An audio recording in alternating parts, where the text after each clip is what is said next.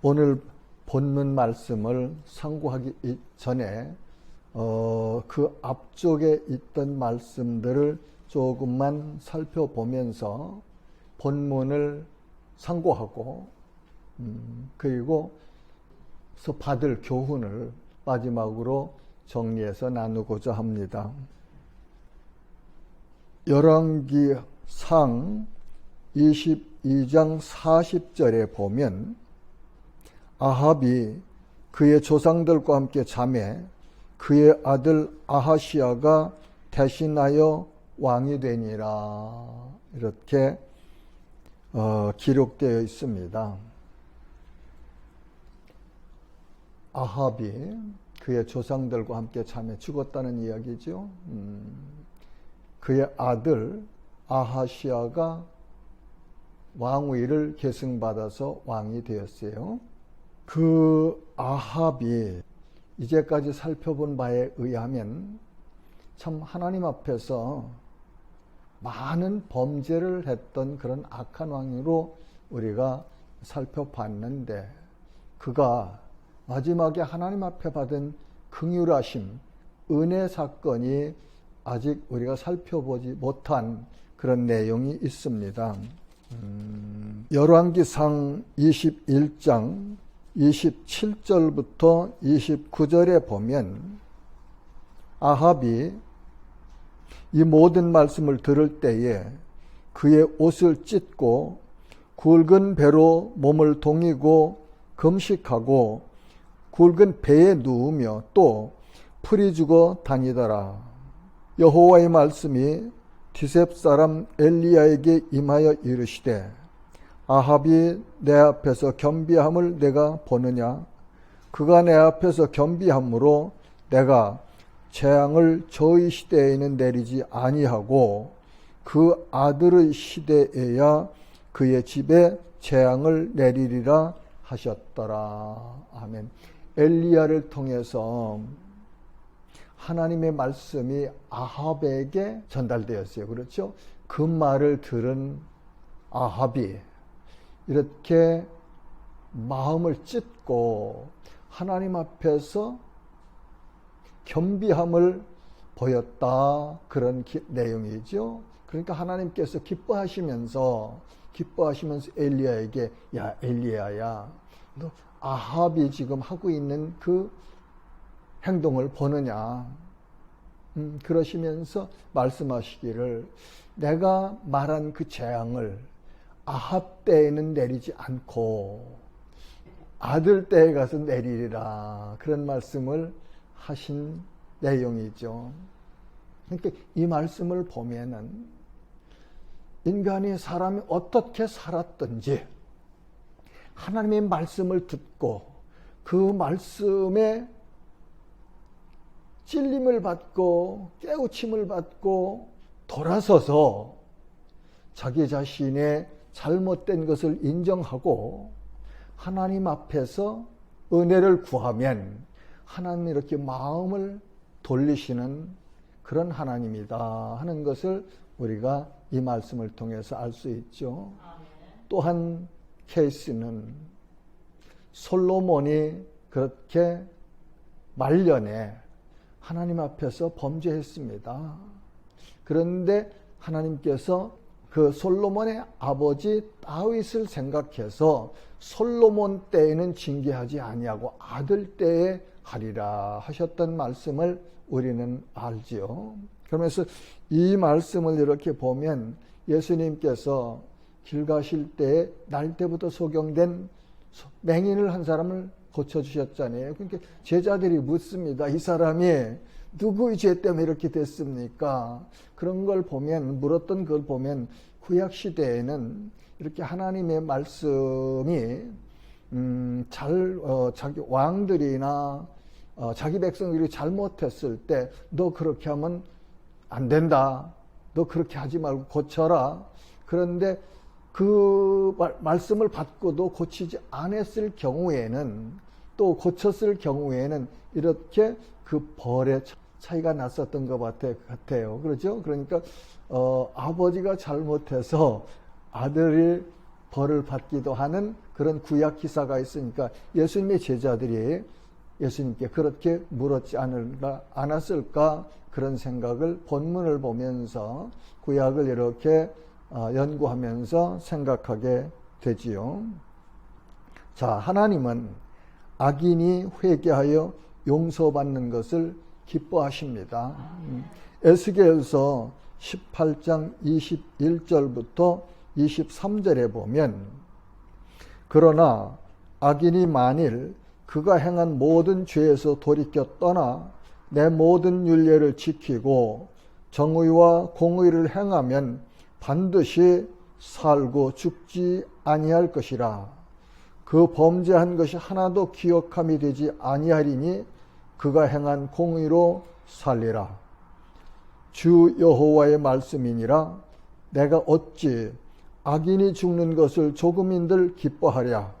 그가 돌이켜 그 길에서 떠나 사는 것을 어찌 기뻐하지 아니하겠느냐. 악인이 아무리 하나님 앞에서 죄를 많이 졌을지라도 하나님의 말씀을 듣고 회개, 그러니까 곧 그 가던 길에서 돌이켜서 하나님 앞에 겸비함을 보이고 죄를 인정하고 돌아서면 하나님께서 기억도 아니하신다고 그렇게 말씀하시죠.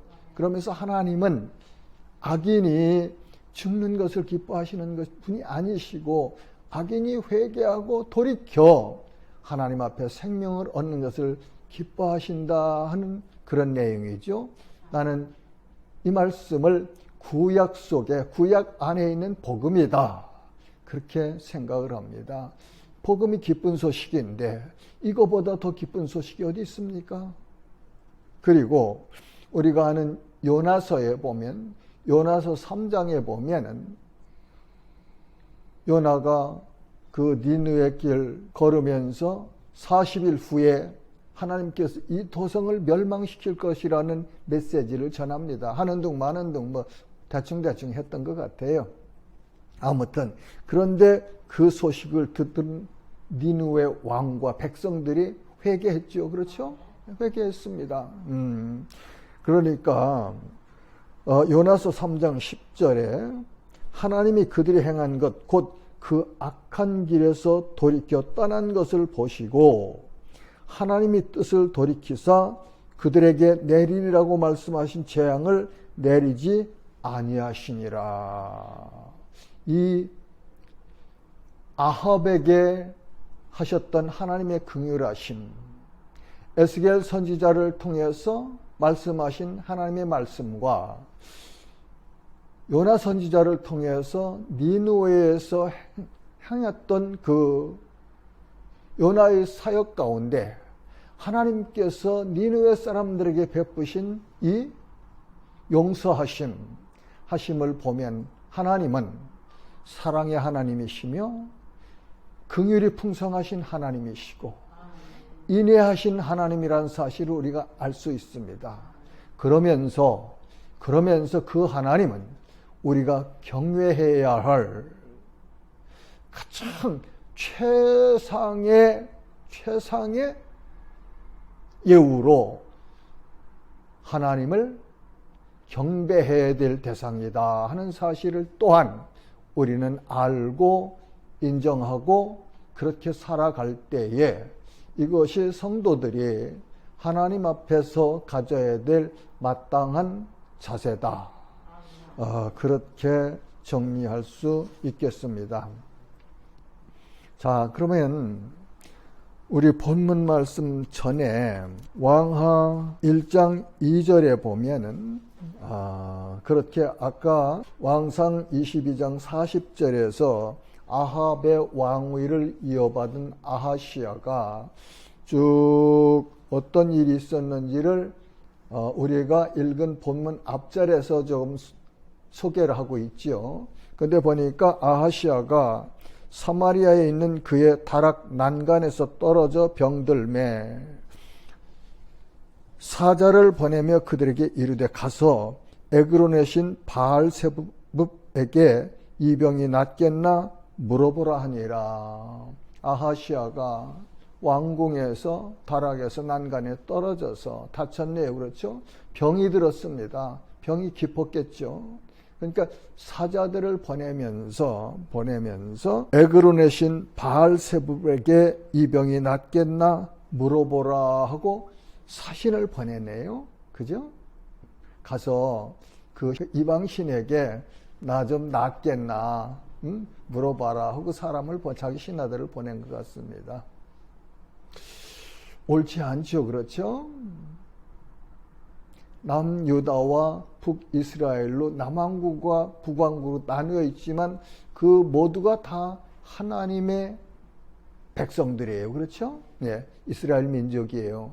야곱의 12아들의 12지파를 통해서 이루어진 하나님의 백성들인데 왕이 자기 병이 걸렸다고 하나님 앞에 기도하지 않았고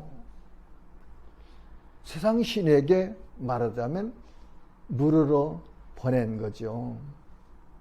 이걸 보면서 우리는 우리 앞에 당하는 어려운 일들이 있을 때 이 아하시아처럼 할 것인가 아니면 다윗처럼 할 것인가 하나님 앞에 무릎을 꿇고 내 잘못한 것을 깨우쳐 주십시오 하면서 잘못한 것이 있으면 인정하고 하나님 앞에 용서를 구하면서 하나님 나 이 병에서 좀 고쳐 주십시오 하고 하나님 앞에 무릎을 꿇어야 될 사람이 그렇게 하지 아니하고 이방신에게 세상 사람들이 믿는 그런 그 사신에게 가서 나 이 병에서 낫겠나 좀 가서 알아보고 와라 그렇게 한 행동을 보면서 우리 성도들이 이 땅 살아가면서 어려운 일 당할 때 어떻게 살아야 할지를 여기서 배워야 할 것 같습니다. 자, 그렇게 왕이 그러니까 3절에 보면 여호와의 사자가 디셉 사람 엘리야에게 이르되 너는 일어나 올라가서 사마리아 왕의 사자를 만나 그에게 이르기를 이스라엘에 하나님이 없어서 너희가 에그론의 신 바알세불에게 물으러 가느냐. 하나님의 사자가 하나님의 그러니까 천사죠.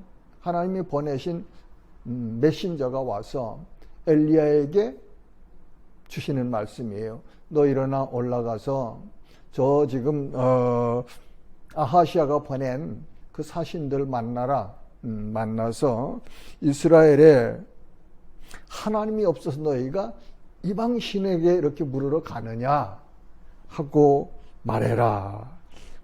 그렇게 말씀하시면서 4절에 보면 그러므로 여호와의 말씀이 내가 올라간 침상에서 내려오지 못할지라 내가 반드시 죽으리라 하셨다 하라. 엘리야가 이에 가니라. 하나님의 사자가 엘리야에게 이렇게 말씀을 하시니까 하나님의 뜻을 전달해 주시니까 엘리야가 곧바로 그 말씀에 순종해서 가네요. 가서 그 아하시아 왕의 사자들을 만나서 하나님이 전해주신 하나님께 주신 그 말씀을 사자들에게 전했죠. 그렇죠? 그러니까 이 말씀을 들은 사자들이 가던 길을 돌이켜서 왕에게 갔습니다. 그러니까 왕이야 왜 안 가고 돌아왔느냐? 중간에서 이런 사람이 나와서 그렇게 말했어요. 이스라엘에 하나님이 없어서 너희가 에그론의 신 바알세불에게 이 일을 물으러 가느냐고 그러시면서 그분이 말하기를 하나님께서 너 아하시아가 올라간 그 침상에서 내려오지 못하고 죽을 것이다. 그렇게 전하라고 해서 왔습니다. 이제 왕에게 그렇게 자기들 있었던 일을 낱낱이 설명해 줬겠죠. 그러니까 야, 그 사람이 어떻게 생긴 사람이대?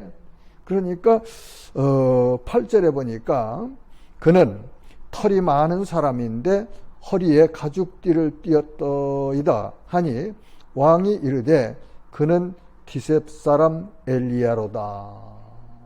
왕이 자기 아버지 살아 있을 때 그 디셉 사람 엘리야, 하나님의 여호와의 선지자가 그 행했던 이적들을 듣고 보았을 거 아니에요? 그러니까 어떻게 했느냐면 본문에 기록된 내용이 나오지요.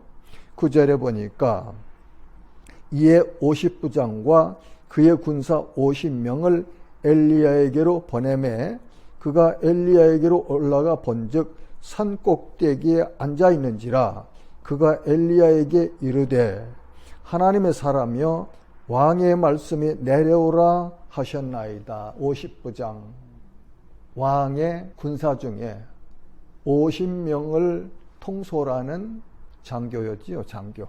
그래서 자기가 통솔하는 50 군사를 데리고 갑니다. 가서 엘리야에게 가서 하나님의 사람이여 왕이 내려오라고 하셨습니다. 그러고 목소리가 컸나 보죠. 그렇게 왕이 이른 말을 전해죠.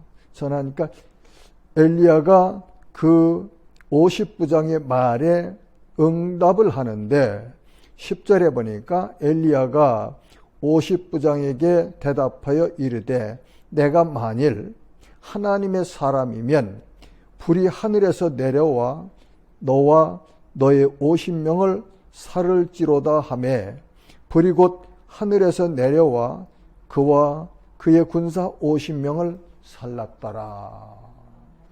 50부장이 엘리야를 향해서 엘리야여 왕이 산에서 내려오라고 했습니다 하는 전달을 했는데 엘리야가 그렇게 말하죠. 내가 만일 하나님의 사람이면 불이 하늘에서 내려와서 너와 내 군사 50명을 불러 사르리라. 그랬더니 불이 곧 하늘에서 내려와 그와 그의 군사 50명을 살랐더라.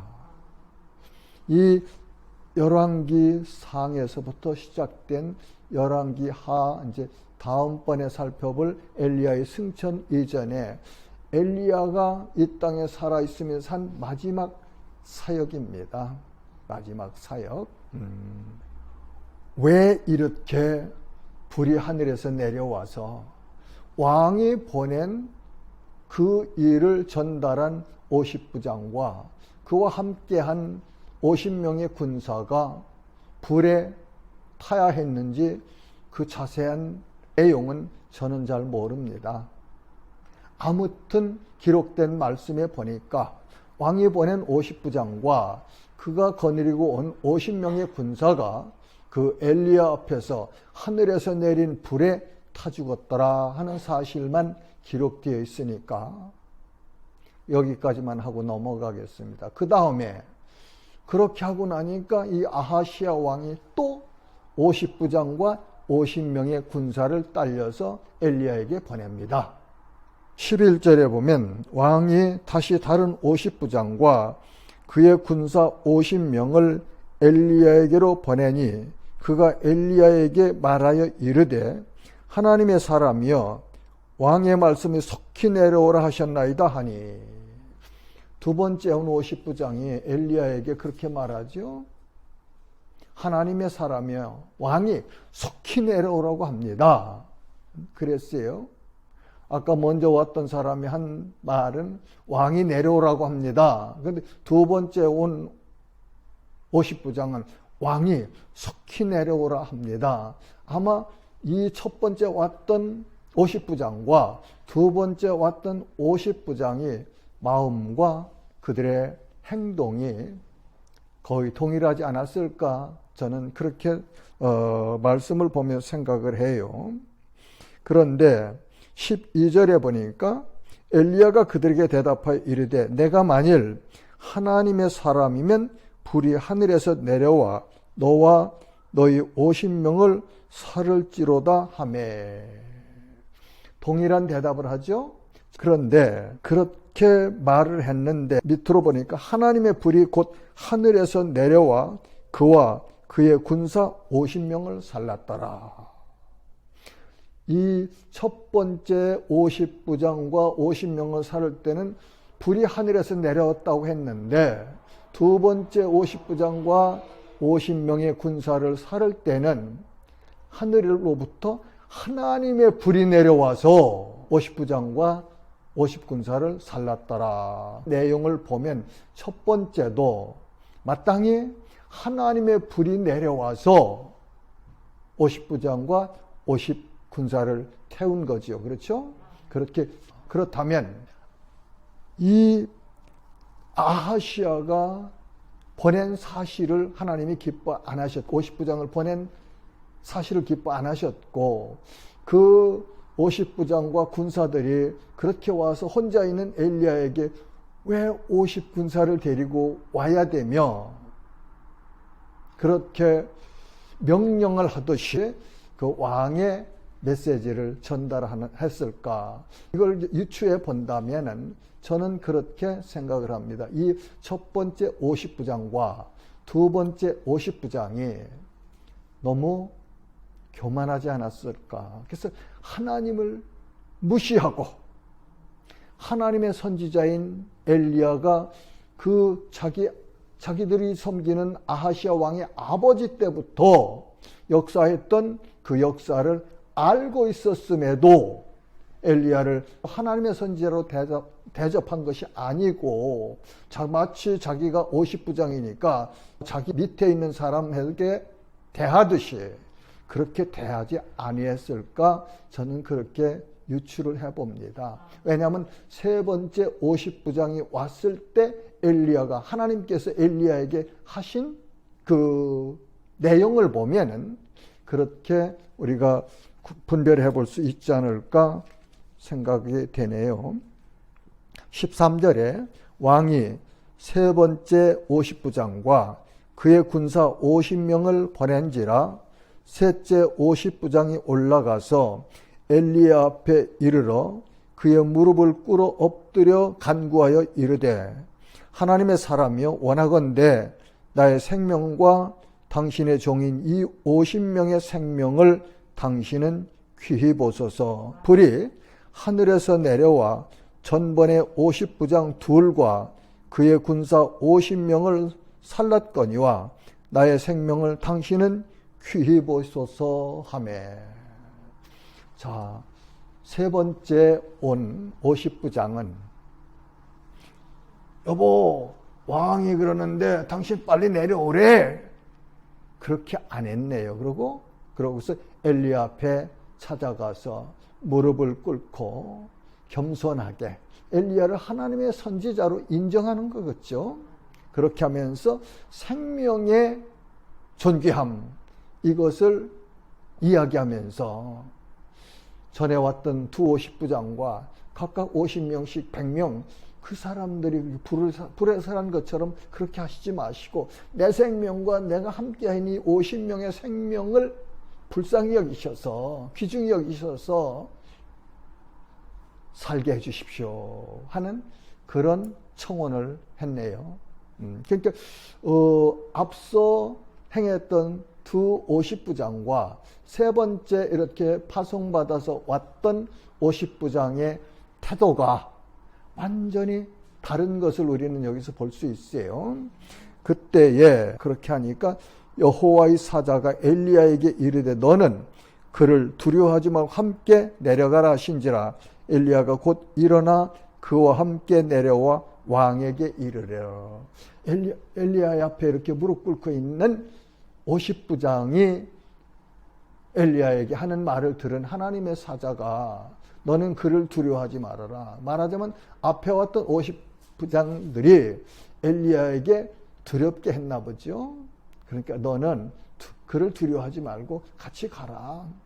그를 두려워하지 말고는 저는 두 가지 면에서 생각을 해봐요. 하나는 그 세 번째 50부장 우락부락한 그 군대 그 두려워하지 말라고 하시는 의미도 있었을 것이고 아하시아 왕 두려워하지 말고 왕 앞에 가서 내가 이르는 말 두려워하지 말고 전해라 하시는 데 의미도 있지 않을까 생각을 해봅니다. 그러니까 여호와의 사자가 엘리야에게 그렇게 말하니까 엘리야가 곧 일어나 그와 함께 내려와 왕에게 이르러 16절입니다. 말하되 여호와의 말씀이 내가 사자를 보내 에그론의 신 바알세붑에게 물으려 하니 이스라엘에 그의 말을 물을 만한 하나님이 안 계심이냐?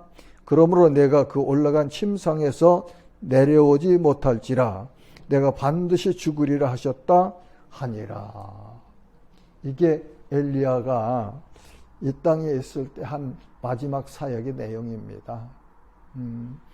병들어서 중한병에 걸려있는 북이스라엘의 왕 아하시아에게 하나님의 말씀을 전하죠. 야, 이 나라에 하나님이 안 계셔서 내가 병들었는데 하나님께 묻지 아니하고 이방신 사신에게 물으러 보냈냐?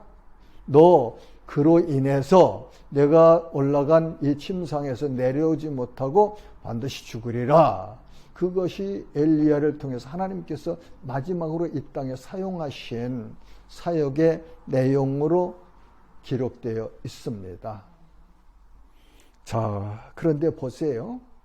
17절은 왕이 엘리야가 전한 여호와의 말씀대로 죽고, 왕이 엘리야가 전한 여호와의 말씀대로 죽고, 저는 그래서 이 성경을 읽으면 읽을수록 선명하게 분명하게 내 마음속에 심는 것은 하나님의 말씀은 반드시 그 말씀대로 이루어진다 하는 사실을 저는 마음속에 깊이 새기고 삽니다. 그래서 이 세상이 아무리 혼탁하고 우리가 염려하고 할지라도 하나님의 계획은, 하나님의 뜻은 그분의 뜻대로 반드시 이루어진다는 사실을 알고, 그리고 살아가면 마음의 평안을 누릴 수 있습니다. 그리고 이제 이 말씀을 통해서 우리가 복음을 듣는 이 땅에 사는 살아있는 사람들이 가져야 될 교훈은 무엇인가? 말하자면 아까 에스겔서나 요나서나 열왕기 상에서 하나님께서 아합이 회개하고 그렇게 겸비함을 보면서 징계하려고 하셨던 그 뜻을 돌이키시고 아들대로 유보하신 거죠. 물려신 거죠. 그렇죠? 네, 그렇게 하셨고, 에스겔서에서는 악한 자가 악인이 회개하고 돌아서면 하나님은 반드시 살려주신다 하는 말씀과 그 사실을 요나서에서 지나간 역사의 기록 속에서 보면 그 니느웨가 그렇게 악해서 하나님께서 멸망하기로 작정하셨지만 요나 선지자의 회개를 외치는 메시지를 듣고 그들이 회개했을 때 하나님께서 뜻을 돌이키셔서 그 니느웨 백성들을 다 살리신 이 역사를 보면서 오늘 이 땅에 있는 예수 그리스도를 믿지 않는 사람들이 예수를 주님으로 믿으면 구원받는다는 이 기쁜 소식을 들었을 때 자기가 죄인이라는 사실을 인정하고 돌이켜서 하나님 앞에 무릎 꿇고 나오면 하나님께서 이전에 행한 어떤 죄악도 기억도 아니하시고 사해 주신다는 이 엄청난 은혜의 말씀을, 메시지를 듣고 회개하고 복음을 받아들이면 얼마나 좋을까 하는 생각을, 이 말씀을 묵상하면서 내내 저는 그 생각을 했습니다. 구원은요, 인간이 이 땅에 생명이 있을 때만 얻을 수 있는 그런 구원입니다. 생명이 끊어지고 나면은 다시는 회개할 수도 없고, 다시는 복음을 들을 수도 없고, 다시는 하나님께 용서받을 수 있는 길이 없어요. 오늘 저녁에 하나님께서 부르신다면 우리 갈 수밖에 없는 거죠. 그러니까 이 구원은 이 땅에 생명이 존재하는 그 시간만 가능하다는 사실을 우리는 알고 깨닫고 인정해야 돼요. 그래서 이렇게 복음을 전할 때 듣고 마음을 찢고 하나님 앞에 죄인이라는 사실을 인정하고 예수 그리스도를 주님으로 받아들이는, 영접하는, 믿는 그런 은혜 있는 사람이 이 땅에서 복 있는 사람들입니다.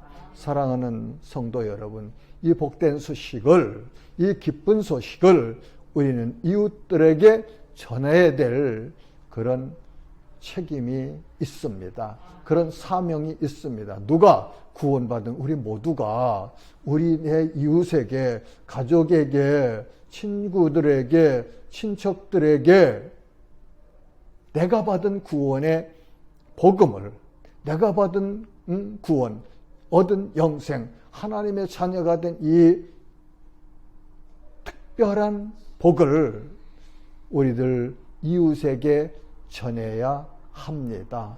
그 일에 깨어있는 우리 모두 되시기를 주님의 이름으로 축복합니다.